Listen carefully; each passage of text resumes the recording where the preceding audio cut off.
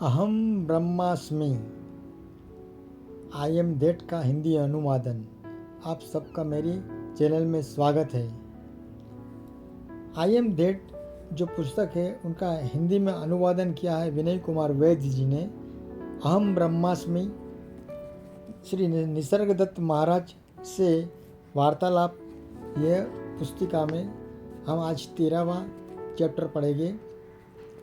सर्वोच्च सत्ता मन और शरीर। प्रश्नकर्ता, यहाँ पर एक भाई प्रश्न कर रहे हैं और उनका उत्तर दे रहे हैं महाराज निसर्गदत्त महाराज जी।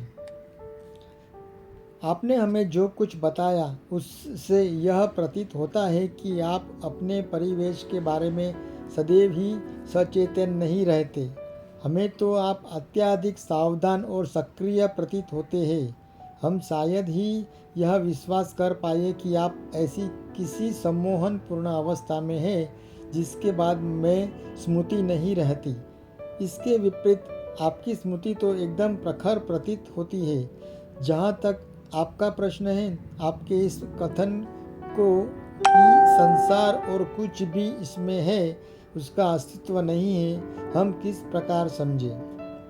महाराज ने कहा, यह इस पर निर्भर करता है कि मन किस तरह उन्मुख है। तुम्हारा मन संसार के प्रति उन्मुख है, मेरा मन वास्तविकता के प्रति। यह दिन के समय में चंद्रमा के प्रकाश सा है। जब सूर्य चमकता है तब चंद्र कठिनाई से दिखाई पड़ता है। या यह देखो कि तुम किस प्रकार अपने भोजन को ग्रहण करते हो। जब तक वह तुम्हारे मुख में होता है तुम्हें उसका बोध रहता है। एक बार गले से नीचे उतर गया कि फिर तुम उस पर बिल्कुल ध्यान नहीं देते। जब तक शरीर इसे पूर्णतः पचा नहीं लेता तब तक यदि चिंता करनी पड़े तो यह कष्टप्रद हो जाएगा। सामान्यतः तो मन को परे ही स्थित रहना चाहिए। निरंतर सक्रिय बने रहना रुग्ण अवस्था है।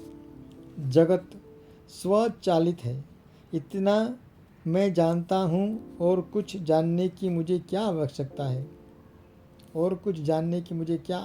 है? प्रश्नार्थ, अर्थात एक ज्ञानी जब अपने मन को अपने द्वारा होने वाले कार्यों की ओर मोड़ता है, केवल तभी जान पाता है कि वह क्या कर रहा है। अन्यथा यह कार्यों से अप्रभावित और असंबद्ध रहता है। अथवा यह कार्यों से अप्रभावित और असंबद्ध रहता है, ऐसा प्रश्नकर्ता ने पूछा था। महाराज ने जवाब दिया, सामान्य मनुष्य अपने शरीर के प्रति विशेष सचेत नहीं होता। यह अपने इंद्रिय जनित संवेदनाओं, उत्तेजनाओं, भावों, विचारों आदि के प्रति अपेक्षाकृत अधिक सचेत होता है।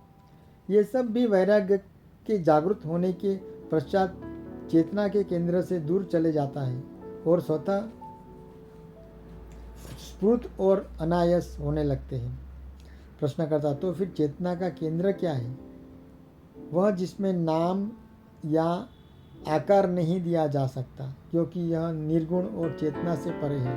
तुम यह कह सकते हो कि यह चेतना में स्थित ऐसा एक बिंदु है जो कि चेतना से परे भी है। जिस प्रकार किसी कागज में किया गया छिद्र उसमें होते हुए भी उससे पृथक होता है, बस उसी प्रकार से सर्वोच्च सत्ता का स्थान भी होता है। यह अद्यपि चेतना का केंद्र ही है, फिर भी उससे परे की वस्तु है। यह जाने जैसे मन में स्थित एक द्वार है, जिसके मन में प्रकाश की बाढ़ आ जाती है, पर द्वार स्वयं प्रकाश नहीं है, यह बस द्वार भर है।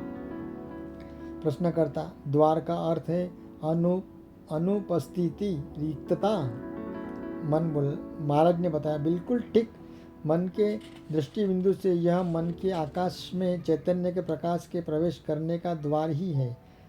अपने आप में प्रकाश की तुलना उस ठोस सघन चट्टान सी अविचल, एकसार और अविकारी शुद्ध चैतन्य से की जा सकती है, और जो नाम और रूप की मानसिक आकृतियों से मुक्त है।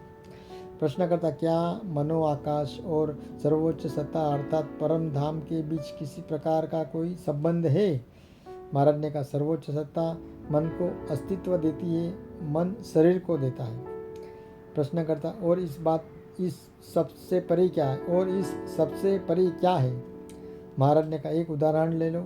पूज्य योगी जो कि दीर्घायु प्राप्ति की विद्या में निष्णात है और स्वयं 1000 वर्ष से अधिक आयु की जी चुका है, अपनी विद्या सिखाने हेतु मेरे पास आता है।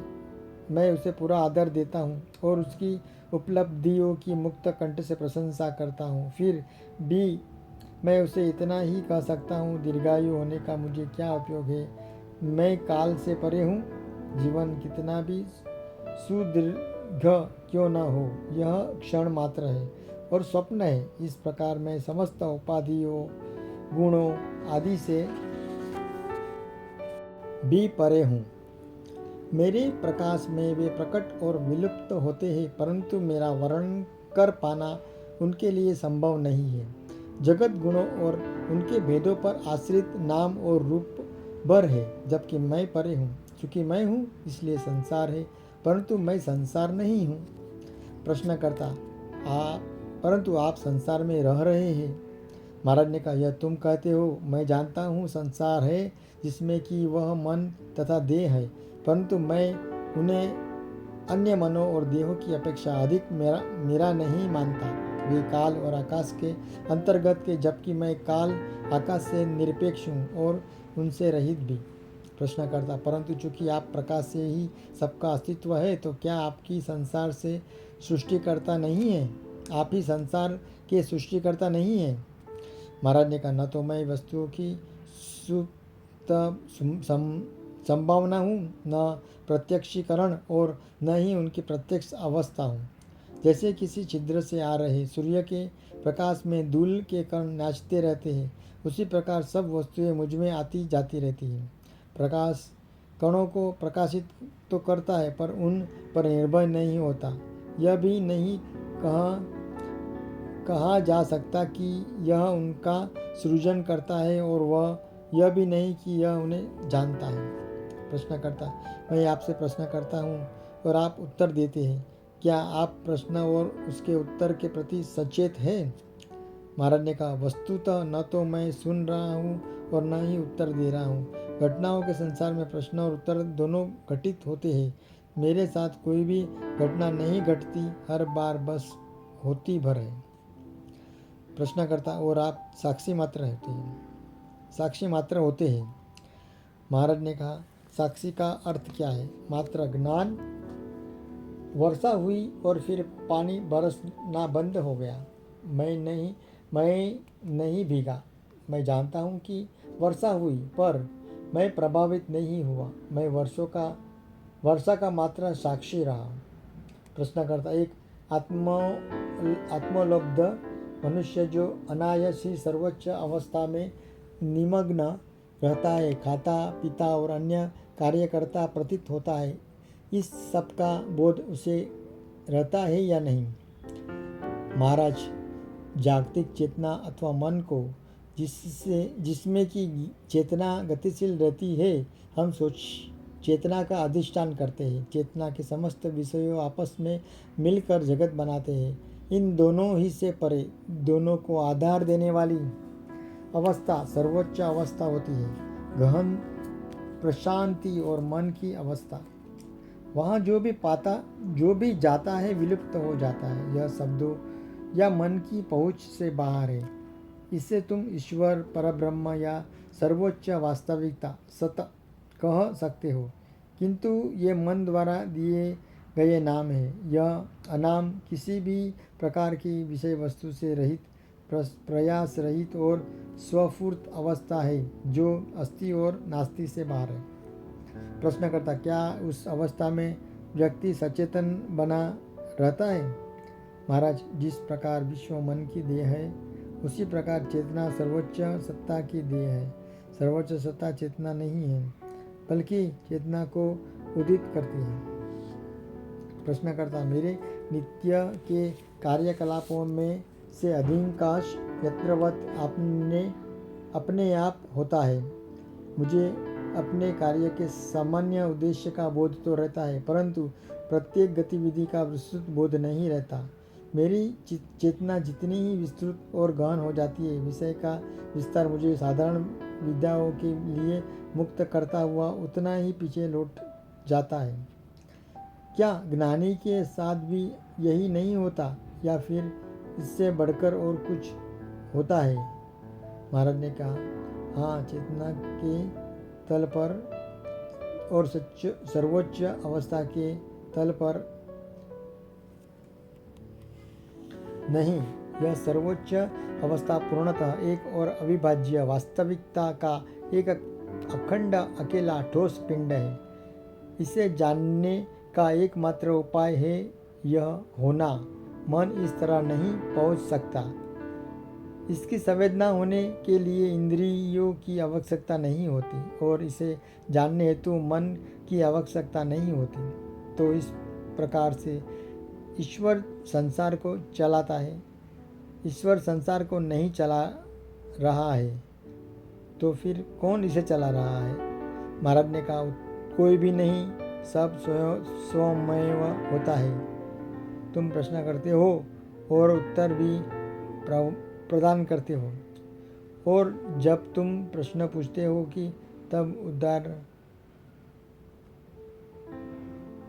उत्तर भी तुम जानते होते हो। सब कुछ चेतना में खेला जा रहा खेल है। समस्त भेद भ्रमोत्पादक है। तुम केवल असत्य को ही जान सकते हो। सत्य तुम्हें स्वयं ही होना होगा। प्रश्नकर्ता, दृष्ट चेतना और दृष्टा चेतना, साक्षी चेतना, इन दोनों में सर्वोच्च कौन सी है? क्या दृष्टा चेतना सर्वोच्च है? महाराज ने कहा, दो वस्तुएं हैं, व्यक्ति और साक्षी अर्थात दृष्टा। जब तुम उन्हें एक ही तरह देख लेते हो और पार चले जाते हो, तब तुम सर्वोच्च अवस्था में अव्यवस्थित हो जाते हो। यह संवेदनागम्य संवेद नहीं है, क्योंकि यही संवेदना को संभव बनाता है। यह अस्ति और नास्ति से परे है।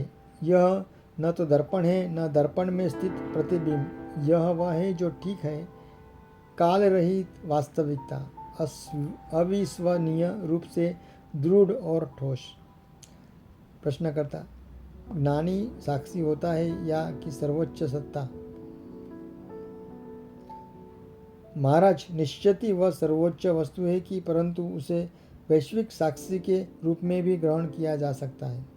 प्रश्नकर्ता, परंतु क्या तब भी वह व्यक्ति बना रहता है? महाराज, यदि तुम अपने व्यक्ति होने के विश्वास से ग्रसित हो तो तुम्हें सर्वत्र व्यक्ति दिखाई पड़ते हैं। वास्तविक में व्यक्ति कहीं ही है नहीं, केवल स्मृतियों और अभ्यास जन्य प्रवृत्तियों के सूत्र भर है। साक्षात्कार के क्षण में व्यक्ति समाप्त हो जाता है, मिट जाता है। निजत्व तब भी रहता है, पर निजत्व व्यक्ति नहीं है। यह पहले ही एक वास्तविकता से सन्निहित ही होता है। व्यक्ति की स्वतः कोई सत्ता होती नहीं है। यह साक्षी के मन में बना प्रतिबिंब मैं हूँ होता है, और यह भी पुनः अस्तित्व का ही एक प्रकार है। प्रश्नकर्ता, क्या सर्वोच्च तत्व चेतन है? महाराज ने कहा, न तो चेतन और न अचेतन। यह मैं अपने अनुभव से तुम्हें बता रहा हूँ। प्रश्नकर्ता, उपनिषद में कहा है प्रज्ञानम ब्रह्म। यह प्रज्ञा क्या वस्तु है? महाराज ने कहा, यह स्वयं जीवन का ही एक अहिमृत रहित ज्ञान ही है। प्रश्नकर्ता, क्या यह प्राण है? जीवन ऊर्जा अर्थात जीवंतता है? महाराज ने कहा, प्रथम है ऊर्जा, क्योंकि प्रत्येक वस्तु ऊर्जा का स्वरूप है। जागृति में चेतना सर्वाधिक स्पष्ट होती है। स्वप्नावस्था में अपेक्षाकृत क्रम स्पष्ट और सुषुप्ति में तो और भी कम। तुरीय अवस्था में एक सार उससे भी वह निर्वचनीय केवल सद्वस्तु मात्र ज्ञान का ही दाम है। प्रश्नकर्ता, मेरा हाथ कट गया था और फिर धीरे धीरे घाव भर भी गया। यह किस शक्ति का द्वारा हुआ? शक्ति के द्वारा हुआ। महाराज ने कहा, जीवन की शक्ति से। प्रश्नकर्ता, वह शक्ति क्या है? महाराज ने कहा, यह चेतना है, सब कुछ चेतना मात्र है। प्रश्नकर्ता, चेतना का स्तोत्र क्या है? महाराज ने कहा, स्वयं चेतना स्वयं ही हर वस्तु का स्तोत्र है। प्रश्नकर्ता, क्या चेतना से अभाव में जीवन संभव है? चेतना के अभाव में जीवन संभव है? महाराज ने कहा, नहीं, और न जीवन के अभाव में चेतना, वे दोनों एक ही है। पर वस्तुतः तो केवल मूल सत्ता ही है, शेष तो नाम और रूप की बात है। और जब तक तुम जिसका नाम और रूप है बस वही अस्तित्वमान होता है, इस धारणा से बंधे रहते हो, तब तक सर्वोच्च सत्ता तुम्हें अस्तित्व रहित प्रतीत होती है। जब तुम यह समझ लेते हो कि नाम और रूप खोखले छिलके मात्र हैं, जिनके भीतर कुछ भी नहीं है, और जो वास्तविक है वह नाम रूप रहित है, जीवन की शुद्ध ऊर्जा और चेतना का प्रकाश है, तब तुम वास्तविकता के गहन मौन में निमग्न होकर शांत हो जाओगे। प्रश्नकर्ता, यदि काल में स्थान मात्र ब्रह्म है और आप उनसे परे है तो कृपया बताएं कि इस समय न्यूयॉर्क में कैसा मौसम है? क्या वहाँ गर्मी पड़ रही है या वर्षा हो रही है? महाराज ने कहा, यह मैं कैसे कर सकता हूँ? ऐसी बातों के लिए विशेष प्रशिक्षण आवश्यक होता है। क्या फिर बस न्यूयॉर्क चले जाना भी पर्याप्त है? यह बहुत संभव है कि मैं अपने काल और स्थान से परे होने के विषय में सुनिश्चित रूप से सही जानता हूँ, पर फिर भी अपनी इच्छा अनुसार अपने आप को काल स्थान के किसी बिंदु विशेष पर स्थिर कर पाने में असमर्थ हूँ। मुझे इस बारे में पर्याप्त रुचि नहीं है। योग इस प्रकार के विशेष प्रशिक्षण में मुझे कोई सार्थकता अनुभव नहीं होती। मैंने न्यूयॉर्क के बारे में सुना भर है। मेरे लिए यह बस एक शब्द ही है। शब्द से जो ज्ञात हो सकता है, उससे अधिक कुछ जानने की मुझे क्या आवश्यकता है? यदि प्रत्येक परमाणु अपने आप में हमारे विश्वासाई एक जटिल विश्व होता हो तो क्या मेरे लिए वह आवश्यक है कि मैं उन सबको जानूं? हाँ, यदि मैं प्रशिक्षण लूँ तो जान सकता हूँ। प्रश्नकर्ता, न्यूयॉर्क के बारे में प्रश्न करके मुझसे क्या भूल हुई?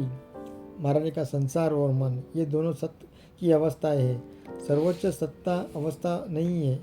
यह सर्व अवस्थाओं में व्याप्त तो है, परंतु यह किसी अन्य वस्तु की आवश्यकता नहीं है। यह पूर्णतः कारण रहित, मुक्त, अपने आप में परिपूर्ण तथा काल और स्थान, मन और पदार्थ से विलक्षण वस्तु है। प्रश्नकर्ता, आप इसे किस लक्षण द्वारा पहचानेंगे?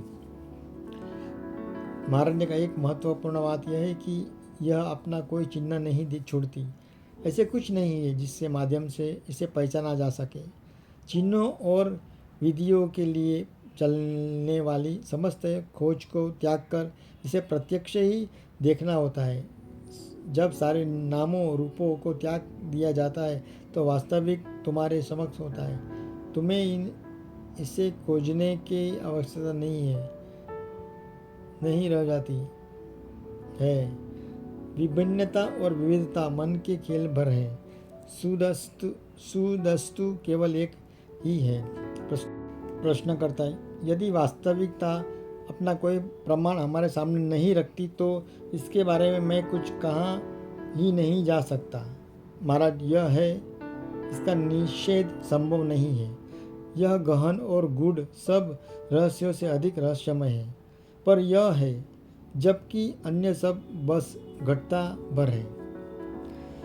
प्रश्न करता, क्या यह अज्ञात है? महाराज, यह ज्ञात और अज्ञात दोनों से परे है, परंतु मैं इससे अज्ञात न कहकर ज्ञात ही कहना चाहूँगा, क्योंकि जब भी कोई वस्तु कुछ भी जान जाता है तो वास्तविक को ही जाना पड़ता है। क्या मौन वास्तविकता का गुण है? प्रश्नकर्ता ने पूछा। महाराज ने कहा, यह भी मन का ही है। समस्त अवस्थाएं और दशाएं मन की होती है। प्रश्नकर्ता, और समाधि का क्या स्थान है? महाराज ने कहा, अपनी चेतना का उपयोग न करना समाधि है। तुम अपने मन को एक और अकेला छोड़ देते हो। तुम न तो अपने मन से कुछ चाहते हो, न अपने तन से। इसे समाधि कहते हैं। भाइयों, धन्यवाद मेरा ये 13वां अध्याय सुनने के लिए। हरिओम। यदि आपको मेरा ये प्रयास अच्छा लगे तो प्लीज़ मेरे चैनल @जीवनरथ_अनिल को प्लीज़ लाइक, शेयर और सब्सक्राइब कीजिए। आपका बहुत बहुत धन्यवाद। हरिओम।